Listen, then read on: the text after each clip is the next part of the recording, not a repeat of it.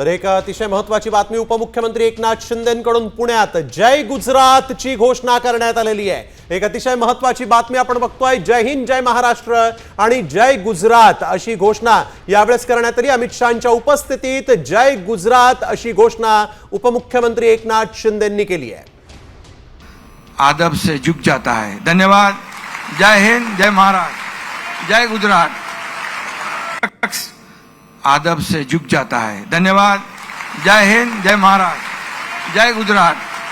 हमसे हर शख्स आदब से झुक जाता है। धन्यवाद।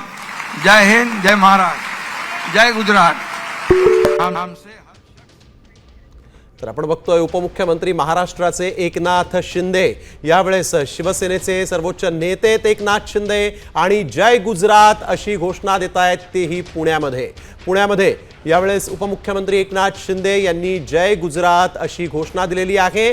जय हिंद जय महाराष्ट्र जय गुजरात असं यावेळेस अमित शहांच्या उपस्थितीत उपमुख्यमंत्री एकनाथ शिंदेंनी म्हटलेलं आहे।